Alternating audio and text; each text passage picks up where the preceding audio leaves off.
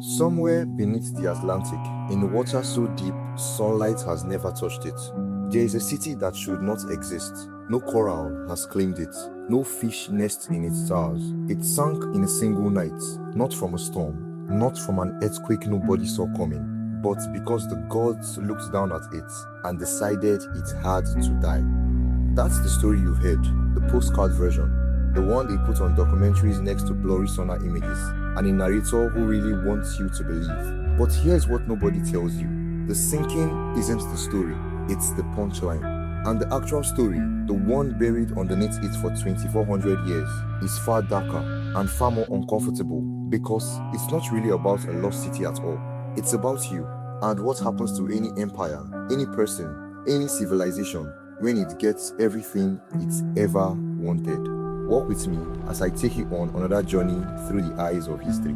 Around 360 BCE, a Greek philosopher named Plato sat down and wrote a story he claimed wasn't a story at all. He said it was history, real, documented, ancient history, passed down through a chain so long it almost sounds like a conspiracy theory. Here's the chain. An Athenian statesman named Solon travels to Egypt. There, priests at a temple in the city of Say laugh at him, not cruelly, pityingly. They tell him Greeks are children who know nothing of their own past, because Greece keeps getting wiped out by floods and disasters over and over, erasing its memory each time. But Egypt, they say, has survived every disaster. Egypt remembers. And what Egypt remembers is this. 9,000 years before Solon was even born, Athens fought a war against an empire so powerful it had nearly conquered the known world. That empire was Atlantis. Solon brings the story home. Generation pass it down, mouth to mouth, until it lands in Plato's hands. He writes it into two dialogues, the Timaeus and the Critias, and presents it to the world, dressed up as facts, credible, ancient. Therefore, the question everyone should be asking isn't, where did Atlantis sink? It's, why did Plato need you to believe this actually happened? Hold that thought, we're coming back to it. Atlantis begins, like most origin stories about power, with a god falling in love with the wrong thing. Poseidon, god of the sea, becomes obsessed with a mortal woman named Clito, living alone on an island beyond the Pillars of Hercules, what we'll now call the Strait of Gibraltar. To keep her safe and to keep her his, Poseidon carves the island into a fortress, 3 rings of water, 3 rings of land, concentric like a target, with Clito's home sealed in the center, where no one can reach her without his permission. That's the origin of Atlantis, not a nation, a cage built by a jealous god. Poseidon and Clito have 5 sets of twin sons. The firstborn, Atlas, becomes the first king and gives the island and the ocean around it his name. 10 kings in total, 1 per son, rule 10 regions in a confederation. But Atlas's bloodline holds the throne above them all. And what they build is, by any measure, staggering. Concentric harbors carved from solid rock, bridges and canals connecting land to sea, walls plated in brass, in tin, in a mysterious red gold metal called orichalcum that glowed like fire and doesn't exist anywhere else in recorded history.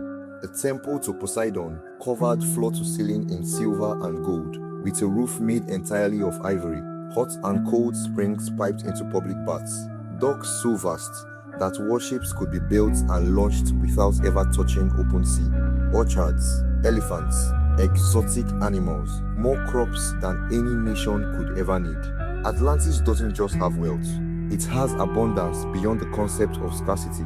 And that, Plato wants you to understand, is exactly the problem. Because for a while, this works.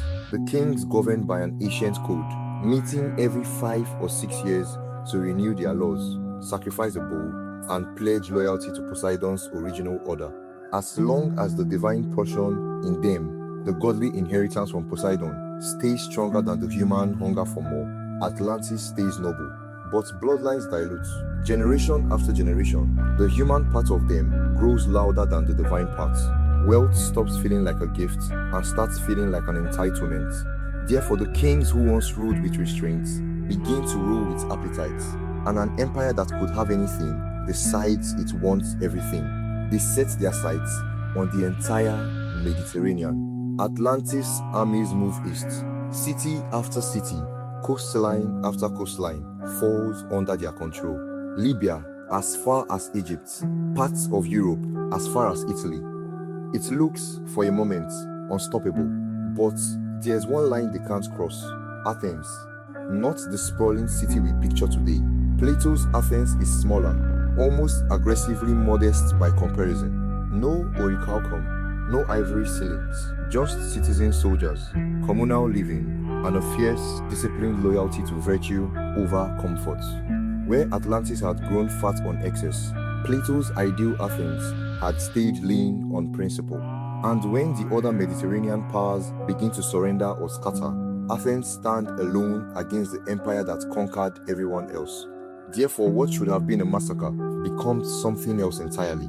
Athens holds, Athens fights, and Athens wins, freeing every enslaved and conquered people in Atlantis' path, single-handedly ending the ambitions of the greatest military power the ancient world had ever seen. It should be the greatest military triumph in Greek history, a story told at every festival, carved into monuments, sung by every poet for the next 1,000 years. But nobody remembers it, because right after the victory, before Athens can even celebrate, the earth opens. In a single day and a single night of unrelenting earthquakes and floods, the entire Athenian army, the actual heroes of this story, is swallowed into the earth without a trace. And Atlantis, the empire that started it all, doesn't get conquered, doesn't get burned, doesn't get humbled. It simply sinks whole into the sea. No survivors, no ruins to loot, no lesson taught to the people who might have learned from it, because there's no one left standing to remember it happened, except, supposedly, some Egyptian priests 9,000 years later. Here is the detail that should stop you cold. The gods don't just punish the villain, they erase the winners too. The heroic Athenian army, the one group in this entire story that behaved with honor, gets wiped off the earth in the exact same catastrophe as the empire it just defeated. Therefore, this was never a war story with a happy ending. It's a story where virtue and corruption both get crushed by the same indifferent flood. Because that's what Plato actually believed happens when human ambition, good or bad, reaches too far. The gods don't reward the underdog, they just claim the bud. This is the twist nobody talks about. Plato wasn't writing history, he was writing propaganda for an idea. In the years before Timaeus and Critias, Plato had already written his famous work, The Republic, laying out his blueprint for the perfect state, disciplined, communal, ruled by philosopher kings, allergic to luxury. Atlantis and ancient Athens aren't a war between two real nations. They are Plato's own philosophy, acted out as myth. Athens is what he wished Greece still was. Atlantis is every empire he watched rot from the inside, wealthy, powerful, and doomed the moment it forgot restraints. He dressed it in Egyptian priests and ancient bloodlines and Poseidon's love affair specifically so people would treat it as a memory instead of metaphor. And it worked so well that 24 centuries later, people are still chartering boats and running sonar scans, looking for a city that was never meant to be found, because it was never meant to be real. Therefore, the real B story of Atlantis isn't about a lost civilization at all. It's about how easily a warning gets mistaken for a treasure map. It's about how the story of a virtuous army getting erased alongside the empire it defeated is more true, more useful, more haunting than any sunken city could ever be. Because it's not asking, where is Atlantis? It's asking, what happens to us right now, the moment abundance stops feeling like a gift? Somewhere between the ocean floor and a philosopher's imagination, that question is still waiting for an answer. Thank you guys for watching. Do well to like, comment, share, subscribe, and walk with me again through the eyes of history.